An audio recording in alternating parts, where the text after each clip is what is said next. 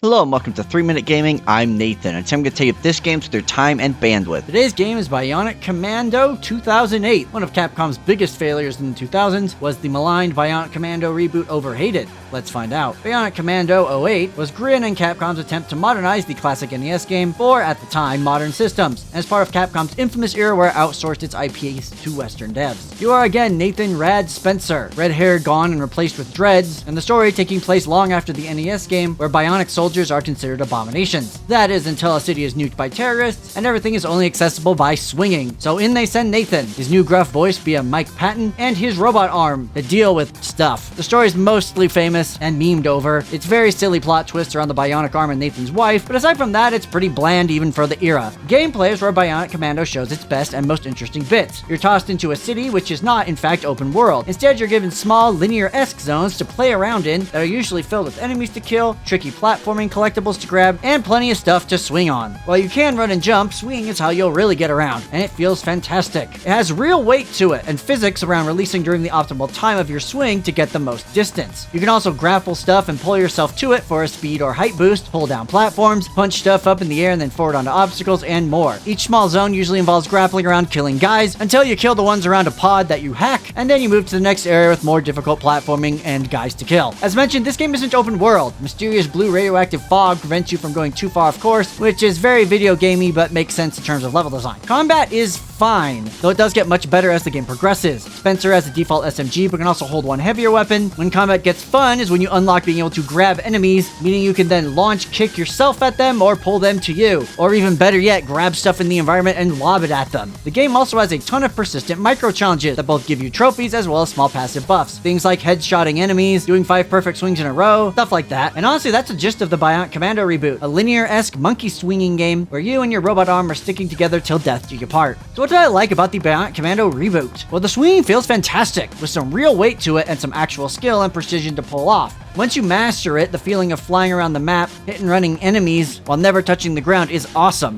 Additionally, your swinging is paired with levels designed to challenge you should you want all the collectibles, and that ramp up and challenge is at a good pace as the game moves along. Each linear zone is a small playground of fun when it comes to that. And lastly, while I am a little mixed on the combat, what I did love was the many challenges the game provided around it that incentivized variety of play. And I'm never going to complain about being able to punch giant pieces of the environment into foes with overwhelming force. When it comes to the bad, well, I'm not going to dock a game for not being open world because I thought it should be. The linearity of some of the levels combined with the overall gaminess of the blue radiation fog makes your swinging power fantasy feel very limited, especially because of how easy it is to get into the flow and then suddenly die because you unknowingly hopped out of bounds. Additionally, the combat ranges from fine to meh and is generally just passable. Smaller enemies are pointless fodder, while bigger ones end up being more a fight with the camera than the enemies themselves, and flying enemies are just obnoxious. And lastly, this game has tons of frustrating annoyances. Checkpoints are terrible and too fall apart. Melee combat usually results in you getting stun locked. Trying to grapple mobile enemies is frustrating, the game runs terribly on console, and of course the wife arm plot twist is comedically bad, though I kinda like how funny it is. Point being, this game noticeably lacks polish. As you know, I rate games here on 3-point scale, must play, maybe consider, and don't bother. And I tried Bionic Commando back in 08 and dropped it pretty quickly because it wasn't what I expected, so revisiting it now in 2025, I actually think that while this game isn't a hidden gem or anything, it's still neat, and worth checking out today if you can. I found it hard to quit playing it once I got into the swing of things. It's a pity it's not on Xbox back compat, but you can still buy it for like $1 on Steam. So if you never gave this one a try, maybe it's time to give Nathan Rad Spencer another chance. That's all I got for you today. Thank you so much for watching. Did you play this Bionic Commando reboot? Let me know what you think in the comments, but regardless, go out there, and if you look this one over, maybe give it another shot.